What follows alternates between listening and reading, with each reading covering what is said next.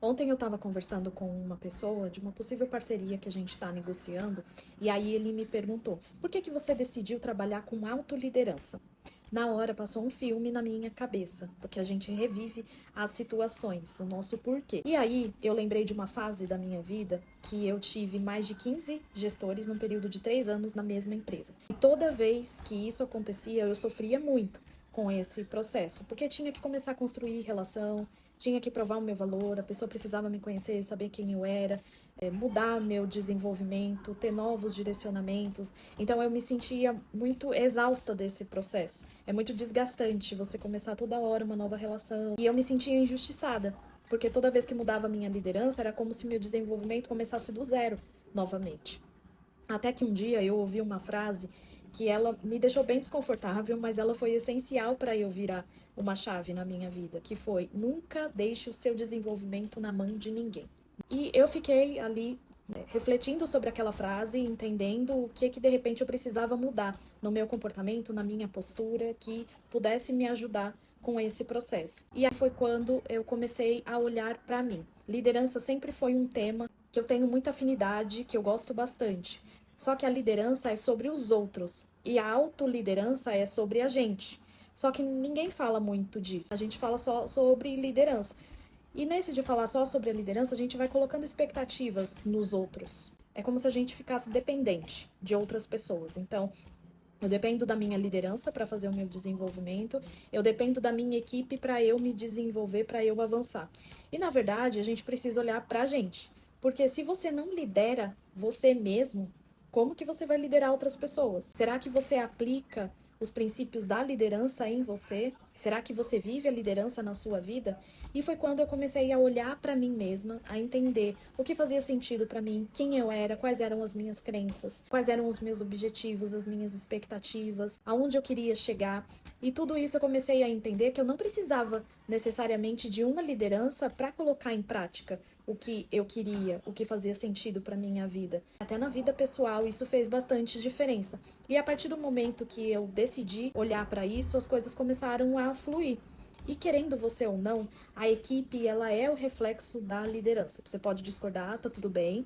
Não tô aqui para concordar com todo mundo, mas eu vivi isso na pele. Quando eu não olhava para mim, eu tinha vários problemas de gestão, vários problemas ali no dia a dia e tal para desenvolver. Quando eu comecei a olhar para mim, eu comecei a entender mais o outro. Eu comecei a ter mais empatia, eu comecei a olhar para o desenvolvimento dessas pessoas de uma forma diferente. Mas, de novo, olhando para mim primeiro, para depois olhar para o outro. E esse processo, para mim, ele foi muito solitário. Dizem que a liderança ela é solitária, mas não necessariamente ela precisa ser assim o tempo inteiro. Então, a partir desse momento, eu decidi que eu ajudaria outras pessoas a passarem por esse processo.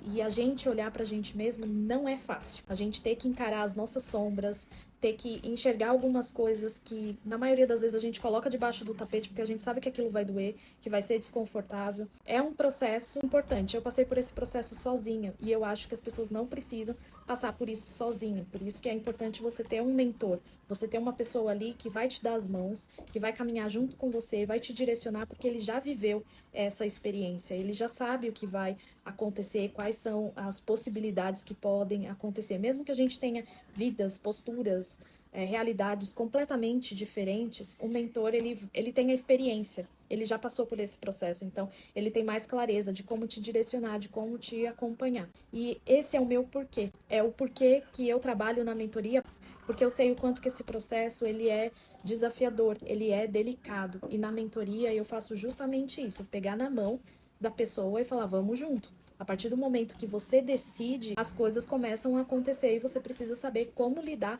com tudo isso. Eu posso resumir em uma palavra o que todo esse processo ele significa para mim e ele significa para as minhas mentoradas que já viveram esse processo, que é liberdade. Liberdade para ser você mesma, liberdade para poder tomar decisões, liberdade para decidir o que faz ou não sentido, liberdade para impor limites, liberdade para viver uma vida mais leve, mais verdadeira, vivendo a sua essência e não o que os outros pensam que faz sentido para você, não o que os outros determinam para sua carreira e que muitas vezes pode não fazer sentido para o que você quer construir para o seu futuro. E se você entende que não faz sentido mais viver no piloto automático, viver uma vida sem clareza, uma vida travada, sem entender aonde está o problema, me chama para a gente conversar, eu entender o seu momento e a gente traçar um plano de ação para você aplicar, para você ter acompanhamento próximo e você mudar a sua realidade. Eu tenho certeza que isso vai te ajudar muito, vai destravar muita coisa na sua vida e você vai ter muito mais clareza do que faz sentido para você e do porquê que você tem alguns comportamentos, porquê que você tem algumas expectativas, porquê que você toma algumas decisões na sua vida. Isso vai ser libertador, eu posso te afirmar com toda certeza.